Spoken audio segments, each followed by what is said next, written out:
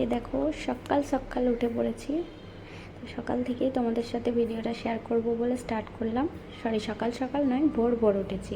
আসলে ভোর 4:30টায় উঠে রান্নাবান্না কমপ্লিট করে ছেলের টিফিন রেডি করে ছেলেকে স্কুলে নিয়ে যাব।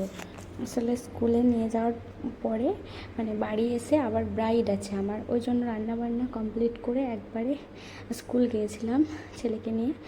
তো আমি এটাই ভেবেছিলাম যে ব্রাইড করতে যাব, মানে মুসলিম ব্রাইড ছিল, তো একটার পর যাব, তো এ ভেবেই আমি স্কুলে গিয়েছিলাম।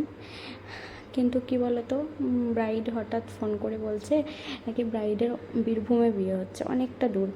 তো সে আর কি সকাল সকাল সাজতে চেয়েছিলো, তো আমাকে তো আগে থেকে বলেনি, ওই জন্য আমি স্কুলে চলে গিয়েছিলাম। তো ওখানে আমাকে ফোন করে, ওই জন্য আমি আবার কি করব, যে তাড়াতাড়ি আমাকে সাজাতে আসতে হবে এরকম বলে 11টার মধ্যে।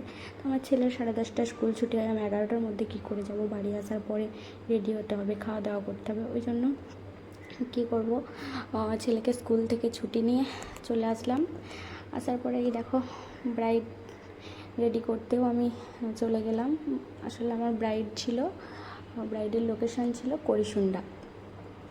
তো এই যে আসার পরেও কিন্তু আমি অনেকক্ষণ ওয়েট করেছি, ওর বিয়ে পড়ানো চলছিল তখনও। তো ওইদিকে তো ব্রাইড খুব রেগে গিয়েছিলো, মানে এত দেরি হচ্ছিলো বলে, আমাকে তো তাড়া দিয়ে নিয়ে এসছে, তারপরে ওরই তো এদিকে কমপ্লিট হয়নি। তো ওই জন্য আমি বললাম ফুলগুলো দিতে, তো এদিকে আমি ফুল রেডি করে নিচ্ছিলাম, ফুল টুলগুলো সব রেডি করে একবারে রেখে দিয়েছিলাম। তারপর দেখো সব ফুলগুলো আমার খুব পছন্দ হয়েছিল, খুব সুন্দর ছিল। আর এদিকে এখনও নিয়ম, মানে অনেক কিছু নিয়ম আছে আমাদের মুসলিমদের বিয়েতে, তো সেই নিয়মগুলোই আর কি চলছিল।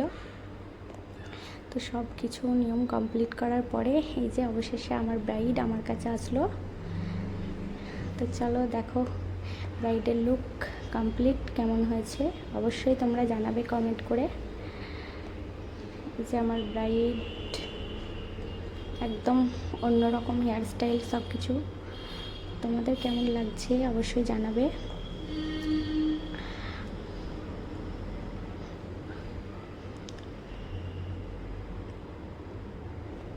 আর তোমরা যারা তোমাদের স্পেশাল দিনে আমাকে নিতে চাইছো, অবশ্যই আগে আগে বলেছি, ডেট ফাইনাল হওয়ার ঠিক পরে পরেই আমাকে জানাবে। একটু আগে থেকে না জানালে কিন্তু আমি ফ্রি থাকবো না। এমনিই তো অক্টোবর নভেম্বর প্রায় বুকিং হয়েই আছে, তো যারা নিতে চাইছো একটু আগে আগে জানাবে, হ্যাঁ।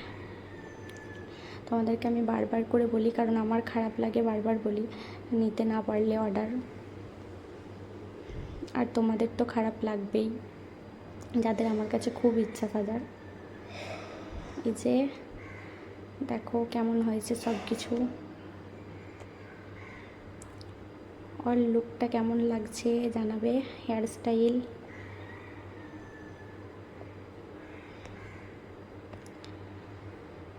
তো এই যে আমার বড় এদিকে আমাকে নিতে চলে এসছে। এই যে আমি বাড়ি পৌঁছে গেলাম। আসার পরে খুব টায়ার্ড হয়ে গেছিলাম, আসলে ভোর থেকেই অনেক চাপ চলছিল। তো চলো টাটা, দেখা হচ্ছে।